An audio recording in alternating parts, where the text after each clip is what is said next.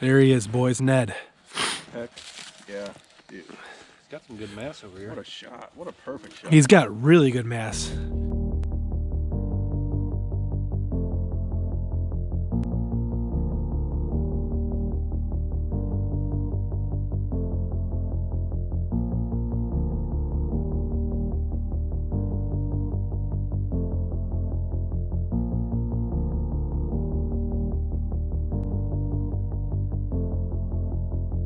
Alright guys, welcome to a brand new series that we're going to bring you here. We're going to call these the Hunt Breakdowns, and we're going to try to do this whenever we have a hunt that we can show you guys, and we can put it into a form where we can review the footage, go over it, break it down, show exactly what went right. As you know, we do our videos for entertainment purposes. We try not to preach, we try not to teach in our videos because we are not experts. We don't have any degrees in biology, we don't have any type of formal training, that kind of stuff. So we aren't experts at deer hunting and turkey hunting and the things we do, but we do very much enjoy them, and we do very much like to show everything that we do. So I got my notes here, I got the hunt pulled up. I'm going to be splicing footage in from the hunt and some other stuff throughout this video, but the first one we're going to break down is the story of Ned. So Ned was the buck that Nick killed. It was November 13th, 2019.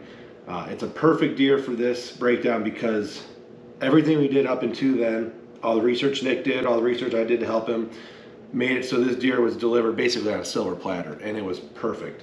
2019 was a banner year. Everybody killed deer, it seemed like. I actually killed 2 bucks. Doug killed 2 bucks, one on our public land trip to Indiana. Cassett killed his giant that year. Dylan killed a great buck. There's just a lot of deer that were killed that year, and the Ned hunt was perfect. It was kind of the last, I think it actually was the last successful hunt that we had that year. Unfortunately, we weren't able to really celebrate it that much because of the weather conditions, and we'll get into that later, but Ned was a deer that we knew existed. We had him on film and trail camera the year before. So we hunted that property, which is Nick and Tyler's main lease, we'll call it. We hunted that property pretty hard over the last 10 years or so, and Ned was around in 2018. We had a stand encounter with him. We had an on-the-ground encounter, which was in the video. He was, at the time, 3 or 4, not quite sure, probably 3. But he wasn't a shooter, and he had a big, we call it a goiter on the front. He had a big swollen chest, an abscess, giant abscess on his chest, which made him really easy to point out. His rack was kind of suffering. We don't know if maybe it was from the injury the year before. Regardless, we knew he was around, and then moving into 2019, he just shot up the hit list because he ended up being giant. For our standards, he ended up being mid 150s, the unofficial score 153, 154, something like that. But just a great buck, mature buck. He was all over the trail cameras. We had him all over the farm. It wasn't exactly he was visiting one spot type situation. We were getting him on trail cam all over the farm. We were always one step behind him, but we were using the trail cams very heavily that year and I'll show you here, I had this little notebook, and I still kind of use a notebook like this. We would log every time that he was on trail cam, and back then we were only running 1 or 2 cell cams, so we had to actually go out and check cameras, come back, review the data. We wrote down, and we did it that year for a lot of bucks and the next 2 years, and it has helped us kill some deer. Every time they were on camera, what camera they were on, the weather they were on, so we had temperature, wind, and pressure. Wind direction, temperature, and pressure, which are the 3 most important things for this, when they were on there, and then we would highlight every time that they were in daylight, and that's when we kind of started to look for some patterns. And like I said, we have some great trail camera video that we can show. I'll splice it over. He was hitting a bunch of different scrapes, and that's kind of how we were keeping track of Ned, is we had a bunch of our cameras on scrapes, and he would hit all these different scrapes. But the way the farm was shaped out, and you'd have to understand here in Northeast Ohio, it's northwest wind only, basically. Northwest, north, west, and south. We never get east wind variations, but while we were logging all this information, we found out that when the wind did come out of the east, he used this one particular bean field, and it was still standing on November 13th. It hadn't been harvested yet. This one particular bean field he was using in and around daylight. He used it in daylight a couple times. I think I could find those videos and show you, but right around shooting light, he was using this bean field. And we didn't get east winds a lot, so when we did get an east wind, we started putting this pattern together. We noticed that the central bedding area-ish that he was using, because the deer don't really have one bed in our areas, but they there's areas that they will bed in, and there are larger areas, and they'll bed somewhere within those areas. The central area he was using, when the wind would come out of the east, he would circle the field and enter. And we have a stand that's been in the same tree on this field for 6 or 7 years now. And if we were in that normal stand that we're in, and he does his circle on the east wind before entering the field, he would have winded us every time. And there was a stand we were hunting a little bit deeper back in the woods that year. We had a couple of good hunts out of it, but we'd never encountered him out of there. And we would have seen him from that stand, but we weren't able to get a shot. So for that particular day, it was November 13th, and I'll show you the text messages. We use GroupMe app to communicate with our friends during the hunting season, and I'll show you the screenshot. I won't tell you exactly what it says. You can read it, but Nick had it patterned. We knew that the east wind, that he was going to show up, or had a good chance of showing up. And we had a melting pot that day, November 13th, of perfect conditions. On November 13th, the temperature was freezing. It was low of 9 overnight. At the time of the hunt, it was 13 degrees. According to my notes, it didn't get into it got in the low 30s during the afternoon prior to the hunt. We had 5 or 6 inches of fresh snow. We had just gotten back from Indiana, maybe a week or two prior. I think it was just about a week. Yeah, it was a week prior. Got back from Indiana, and Nick hadn't hunted yet since he'd been back from Indiana. But this day hit with a south-southeast wind, which is perfect for that field. 13 degrees. The pressure that day was 30.4. So we talk about pressure, and the experts will tell you rising or lowering pressures. It doesn't matter if it's low or high. It's a change in pressure is important. On this day, snow on the ground, cold, 30.4 pressure with the abnormal wind. We decided it had to be done. Nick was working for himself back then, so he didn't have to worry about his job. Obviously, my schedule was pretty wide open.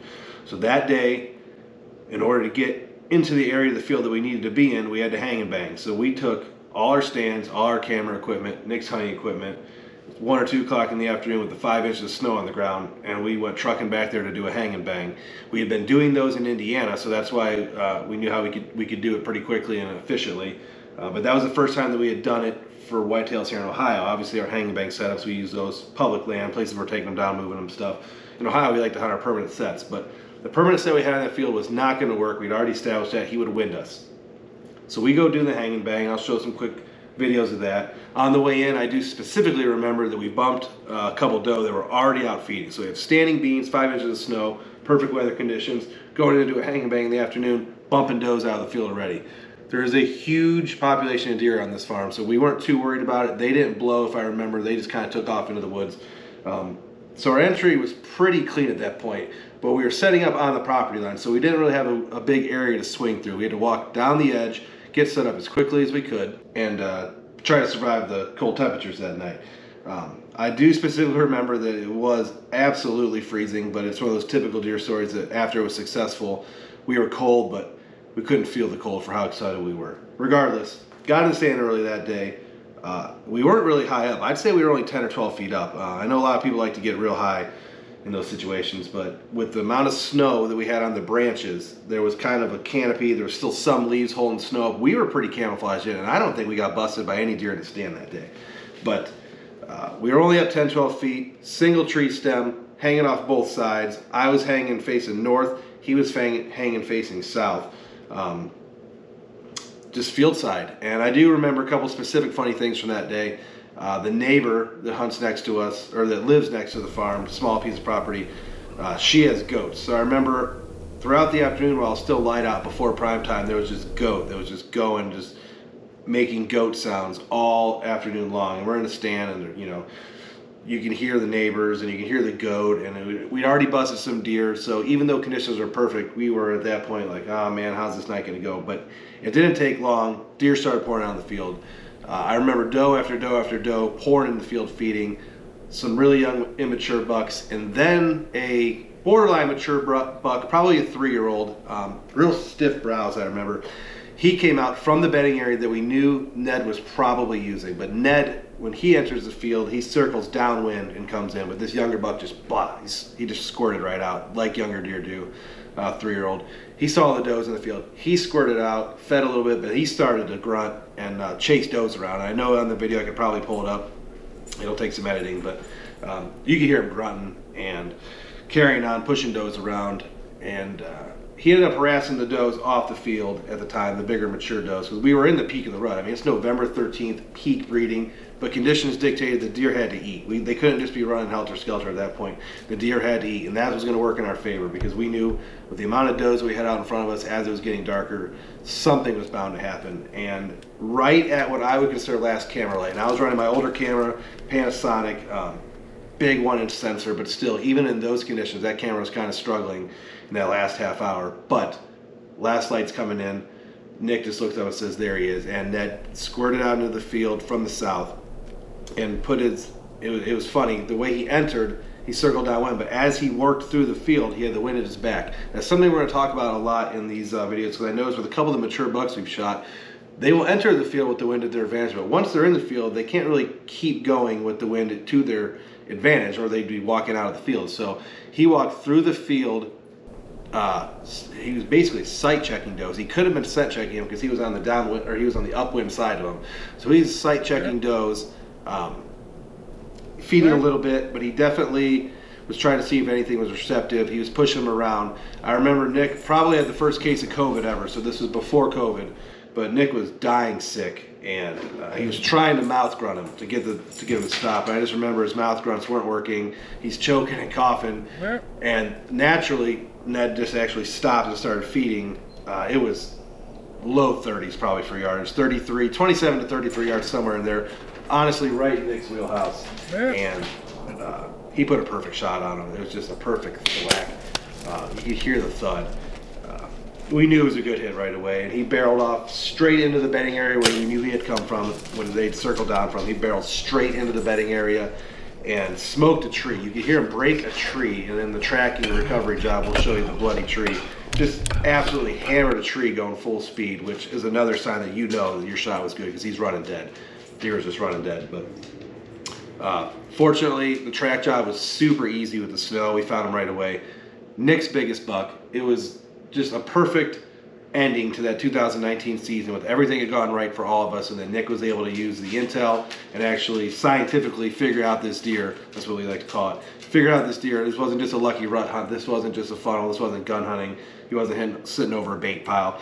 Nick was able to figure this deer out, get an arrow into him, his biggest deer. The only regret we have is the fact that it was 9 degrees when he shot it, even colder after that we weren't able to really celebrate the deer in the woods. We brought it back to Tyler's house, drank some beers, and it was a Wednesday night. Everyone had to work the next day, so that part was unfortunate, but otherwise, pretty much the most perfect hunt we've had when it comes to our filming here at SBO Live. I mean, we've killed some good mature bucks on film, but most of them have been self-filming. This was a two-person team. We knew what was going to happen. It actually happened exactly how it plays out, TV-style hunt. It was a lot of fun. I'll show you some of the recovery video. I hope you like this breakdown. We didn't try to get too scientific, but that's what worked on us for that day. We bring you videos to entertain. We just love to do our thing and provide it for you guys, but this hunt was one that was definitely worth talking about. We're going to bring you more in the future, so stay tuned for those. Hopefully your summer's going well. It's a slow season. Content's a little rough right now, but come fall, we'll be able to bring you, hopefully, a couple more of these videos. Thank you for watching. There he is, boys. Ned. Heck, yeah, dude. He's got some good mass over here. What a shot. What a perfect shot. He's got really good mass. Those double brows will help a lot. Fittingly, the very first trail camera picture we got of him was 100 yards north of here. Literally 100 yards.